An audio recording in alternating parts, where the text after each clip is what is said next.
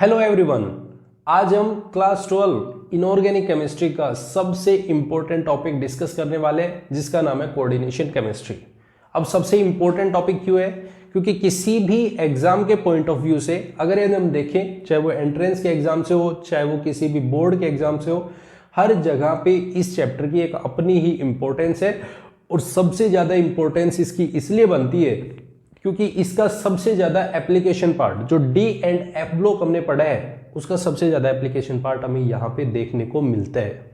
तो ध्यान से देखना है, ध्यान से समझना है। पूरी कोऑर्डिनेशन केमिस्ट्री की सीरीज आपको बहुत अच्छी लगेगी। ध्यान से हमारे साथ कनेक्टेड रहिए और ध्यान से जुड़ना है, ठीक है। तो सबसे पहले हम बात करें कोऑर्डिनेशन केमिस्ट्री की। अगर यदि हम इसके थोड़े से बेसिक पॉइंट को डिस्कस करना शुरू करें, इसके एक छोटे से पॉइंट को डिस्कस करें कि कोऑर्डिनेशन का मतलब क्या है, इसका मीनिंग क्या है, हम इसको समझने की कोशिश करते हैं। तो इसको समझने के लिए हमें एक वर्ड पे जाना होगा जिसका नाम है बॉन्ड। बॉन्ड क्या है, क्या होता है बॉन्ड, कैसे बनेगा बॉन्ड? तो बॉन्ड बनने के लिए अगर यदि हम बात करें तो मान लेते हैं मेरे पास में कोई भी दो एलिमेंट्स है ए और बी, ठीक है। ये दो एलिमेंट्स है, दोनों एक दूसरे के सामने खड़े हुए हैं।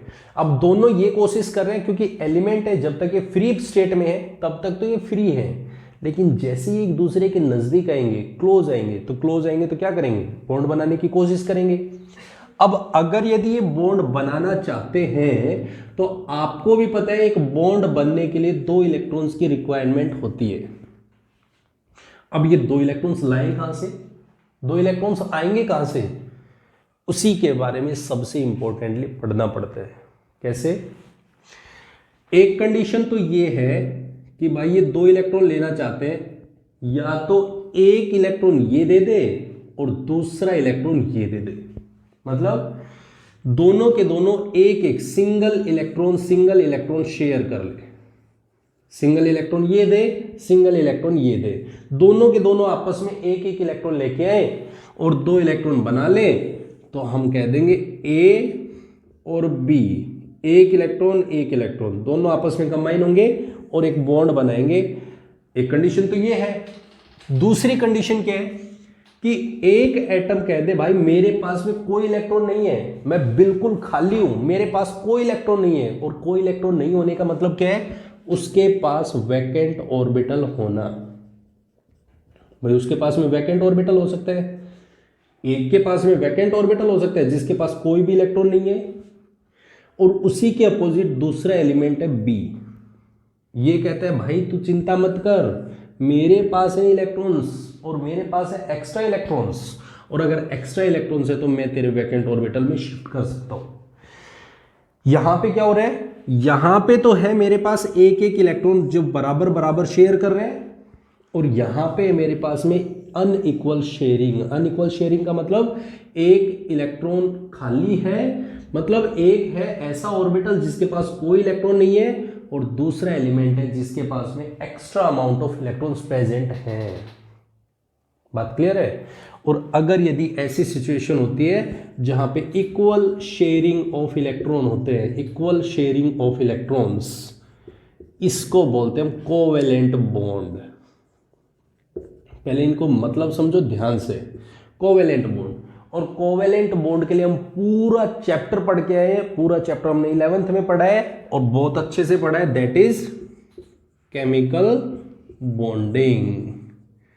पूरा चैप्टर केमिकल बॉन्डिंग के बेसिस पे, ठीक है। उसी के अलावा अगर यदि हम दूसरा कॉन्सेप्ट जिसका हम यूज कर रहे हैं, दैट इज कोऑर्डिनेट बॉन्ड। और कोऑर्डिनेट बॉन्ड का मतलब क्या हुआ? तो कोऑर्डिनेट बॉन्ड का मतलब ये है, इसको हम एक और वर्ड से इंडिकेट करते हैं, दैट इज डेटिव बॉन्ड। मतलब हमें इस चैप्टर में जितना भी पढ़ना है उसमें हमें एक चीज का ध्यान देना है, और वो ये कि एक एलिमेंट तो ऐसा होगा जिसके पास में वैकेंट ऑर्बिटल मिलेगा, जिसके पास एक ऑर्बिटल खाली होगा, वैकेंट ऑर्बिटल प्रेजेंट होंगे, और दूसरा एलिमेंट ऐसा होगा जिसके पास, एलिमेंट नहीं कह सकते, हम ये भी कह सकते हैं ग्रुप भी हो सकता है, ठीक है। खाली एलिमेंट भी नहीं आएंगे, एलिमेंट्स भी होंगे लेकिन उसके साथ में ग्रुप्स भी हो सकते हैं, ठीक है, जिसके पास एक्स्ट्रा अमाउंट में इलेक्ट्रॉन्स प्रेजेंट हो सकते हैं। ठीक है, तो हमें ये चीज हमें ध्यान से पढ़नी है, डेटिव बॉन्ड और कोऑर्डिनेट बॉन्ड जिसके बारे में हमें पढ़ना है पूरी केमिस्ट्री में, वो हमें ये पढ़ना है कोऑर्डिनेशन में कि जहां पे बॉन्ड फॉर्म होंगे लेकिन वो बॉन्ड बनेंगे एक जिसके पास में एक्स्ट्रा इलेक्ट्रॉन और एक जिसके पास में खाली ऑर्बिटल होगा। ठीक है, अब क्या बोलेंगे उनको, किसको, देखो ध्यान से समझना है। सबसे पहले अगर मैं किसी भी एलिमेंट को लेता हूं ए जिसके पास वैकेंट ऑर्बिटल है, वैकेंट ऑर्बिटल प्रेजेंट है, ठीक है, ए के पास वैकेंट ऑर्बिटल है, और अगर यदि ए के पास वैकेंट ऑर्बिटल है और हम पढ़ रहे हैं कोऑर्डिनेशन केमिस्ट्री, क्योंकि अगर यदि ए के पास वैकेंट ऑर्बिटल है तो हमने एक वर्ड पढ़ा जो हम इनऑर्गेनिक केमिस्ट्री में अभी तक यूज करते हैं, अभी तक हमने पढ़ा है ऑर्गेनिक में, क्या, that is Lewis acid. Lewis acid, Lewis acid ऐसे एलिमेंट्स के बॉन्ड कंपाउंड होते हैं जो वैकेंट ऑर्बिटल कैरी करते हैं, वैकेंट ऑर्बिटल कैरी करें, ठीक है, जिसके पास में वैकेंट ऑर्बिटल प्रेजेंट होगा वो हमारे पास लुईस एसिड कहलाता है।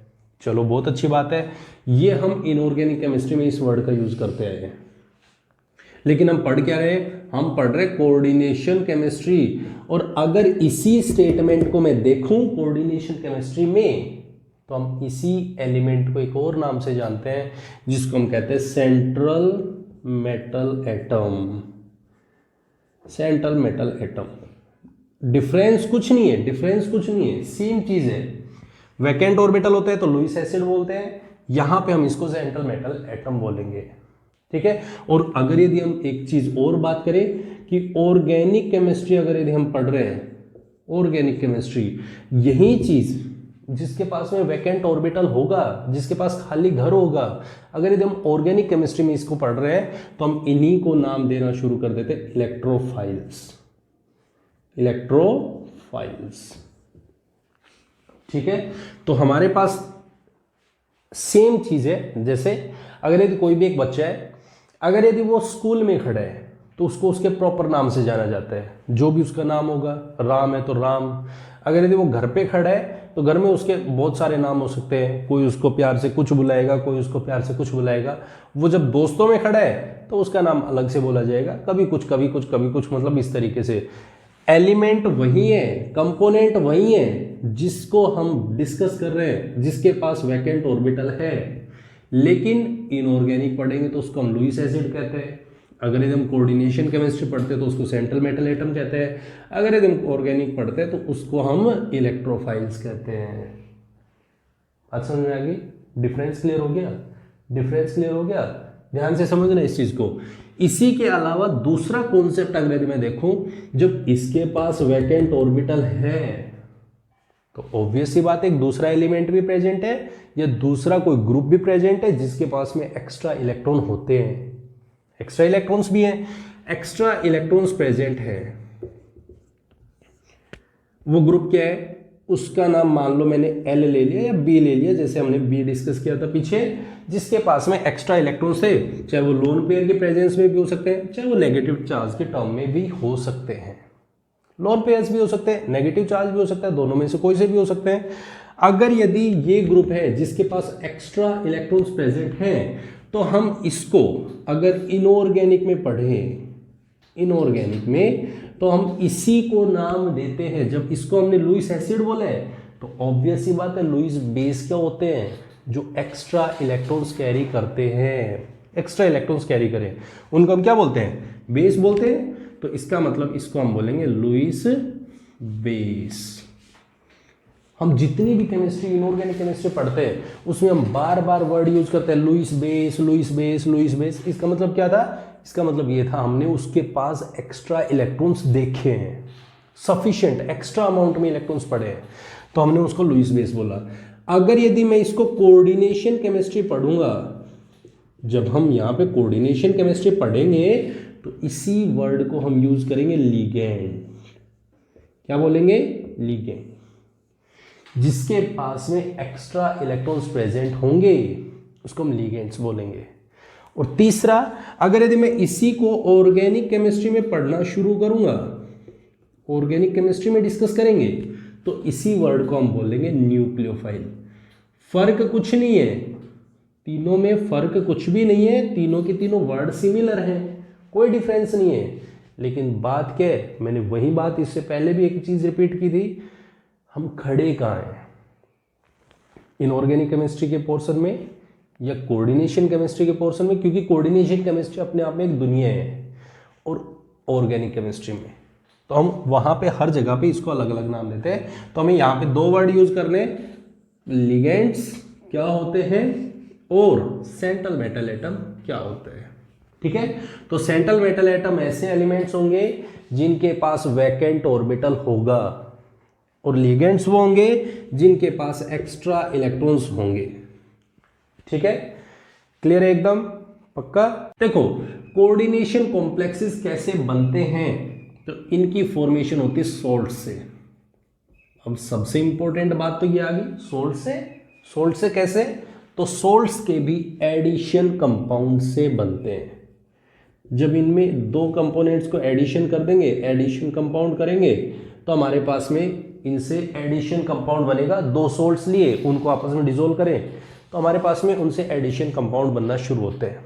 ठीक है, अब इस एडिशन कंपाउंड से हमें दो तरीके के कंपोनेंट्स मिल सकते हैं। कौन कौन से, या तो डबल सोल्ट, या तो डबल सोल्ट होगा, या फिर हम कह सकते हैं कॉम्प्लेक्स सोल्ट बनेगा, कॉम्प्लेक्स सोल्ट्स। अब दिमाग में एक चीज चल रही है, डबल सोल्ट भी बनेगा, कॉम्प्लेक्स सोल्ट भी बनेगा। हम इनको कैसे रिलेट करें, किस तरीके से समझें, इन दोनों में हम कैसे डिफरेंस करें, तो हम इसको समझने की कोशिश करते हैं। जैसे आपने एक चीज सुनी है कि भाई कोई भी सोल्ट जो फॉर्म होता है, किसी भी सोल्ट की फॉर्मेशन होती है, वो सोल्ट कैसे बनते हैं, जो आपने सबसे इंपॉर्टेंट रिएक्शन पढ़ी है, that is acid plus base. अगर किसी भी जगह पे एक एसिड और बेस आपस में कंबाइन होते हैं तो वो एक न्यूट्रलाइजेशन रिएक्शन दिखाते हैं, जिसको हम बोलते हैं सॉल्ट प्लस वाटर बनते हैं। ये आप बहुत अच्छे से जानते हो, इसकी रिएक्शंस आपने बहुत अच्छे से देखी होंगी। अगर यदि मैं एसिड और बेस को आपस में डिसोल्व करता हूं तो मुझे सॉल्ट मिलते हैं, बिल्कुल मिलते हैं। अब मैंने ये बोला अगर यदि किसी भी सॉल्ट को, ये तो थे सिंपल सॉल्ट, ठीक है, बहुत सारे टाइप के सॉल्ट्स हमारे पास बन सकते हैं। अगर यदि मैं इन सॉल्ट्स को, जो यहाँ से सॉल्ट बने हैं, इन दोनों सॉल्ट्स को, मान लो बहुत सारे सॉल्ट बने, मैंने कोई भी दो सॉल्ट उठाए, उन सॉल्ट्स को आपस में उठाया, सॉल्ट 1 लिया प्लस सॉल्ट 2 लिया, इन दोनों को आपस में कंबाइन किया, जो भी इनमें रिएक्शन करवाई, जिस तरीके से मैंने इसको कंबाइन करवाया, कंबाइन करवा के मेरे पास में इनसे मिला एडिशन प्रोडक्ट, एडिशन प्रोडक्ट मिला। जैसे किस तरीके से मिला उसको समझते हैं। मान लेते हैं मेरे पास में एक रिएक्शन लिखता हूं मैंने कहा KCl ले लिया, मैंने कहा इसमें MgCl2 डाल दिया, दो सॉल्ट हो गए, मैंने इसको ऐड कर दिया। मैंने कहा इसी के अंदर वाटर भी डाल रखा है, कितना है, मान लो 6 है, MgCl2 भी है, कितना है, 1 मॉलिक्यूल है। एक सफिशिएंट अमाउंट मैंने इनकी ऐड कर दी, सॉल्ट और वाटर, सॉल्ट है मैंने इसमें मिक्स कर दिया, दो सॉल्ट लिए मिक्स किया, एडिशन प्रोडक्ट बनाया।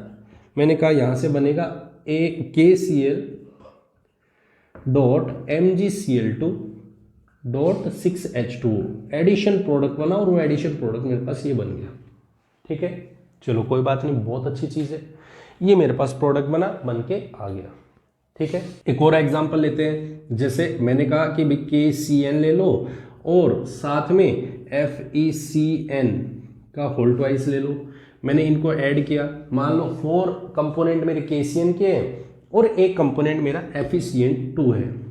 इन दोनों को मिलाया, मिलाने से मुझे एक कंपोनेंट मिला, एक एडिशन प्रोडक्ट मिला कि वो मिला KCN दैट इज 4 डॉट, कौन मिला, FeCN2, ये मुझे मिल गया। इसी को मैं एक और फॉर्म में भी लिख सकता हूं, कैसे, मैंने इसको लिख दिया K4FeCN6 और मैंने इस तरीके से इसको इंडिकेट कर दिया। अब ध्यान से समझना है, ध्यान से सुनना है, ध्यान से समझना है, बहुत इंपॉर्टेंट पॉइंट। ये चीज समझ में आ गई, यूं समझ लेना कोऑर्डिनेशन केमिस्ट्री में आपने बहुत कुछ सीख लिया है। ठीक है, कैसे, देखो हमने इन दोनों को लिया और इन दोनों कंपोनेंट्स को मैंने कहा एडिशन प्रोडक्ट्स हमें मिले। जब हमने दो सोल्ट्स लिए, उनकी एक फिक्स क्वांटिटी, एक फिक्स अमाउंट हमने उसकी डिसोल्व की, और जब डिसोल्व की तो हमें एक सोल्ट मिला, एक एडिशन प्रोडक्ट मिला। उस एडिशन प्रोडक्ट को हमने एक सॉल्यूशन में डिसोल्व करने की कोशिश की। सॉल्यूशन में डिसोल्व करने का मतलब है, मैंने इनको क्या किया, एक बार इसको उठाया और मैंने वाटर में डाल दिया। मैंने कहा भाई इसको पानी में डालो, देखो क्या बनता है। मैंने कहा इसको पानी में डालो। जैसे मैंने इनको पानी में डाला तो मुझे एक अलग सी चीज नजर आई। और वो क्या चीजें नजर आई, जब मैंने इसको पानी में डाला तो मुझे यहां से मिला K पॉजिटिव अलग मिला, Mg पॉजिटिव अलग मिला, Cl माइनस अलग मिला।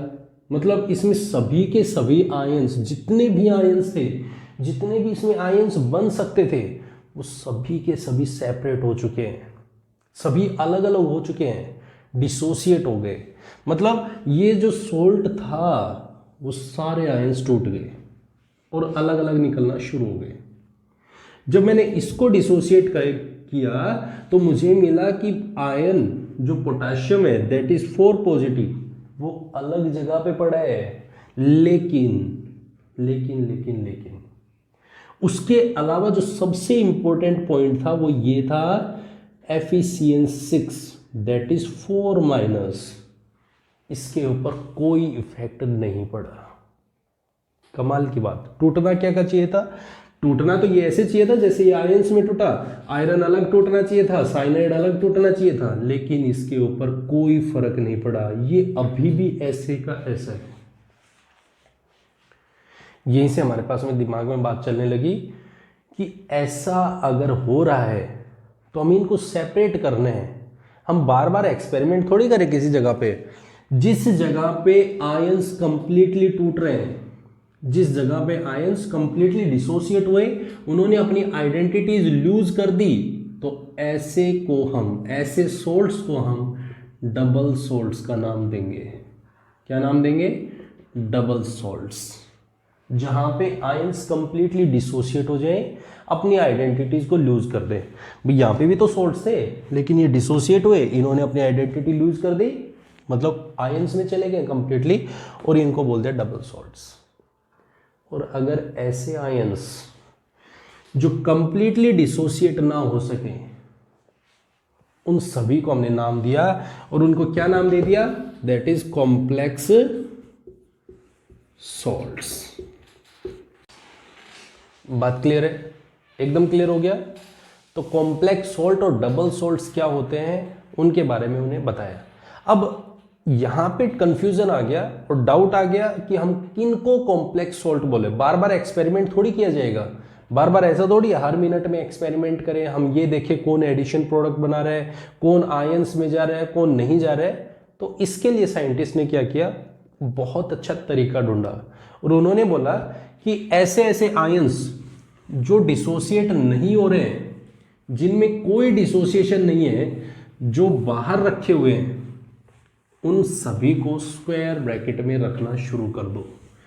जो आयंस डिसोसिएट नहीं हो रहे, डिसोसिएट नहीं हो रहे, इसका मतलब ये है जो आयंस डिसोसिएट नहीं हुए, उन सभी को तो डाल दो स्क्वायर ब्रैकेट के अंदर।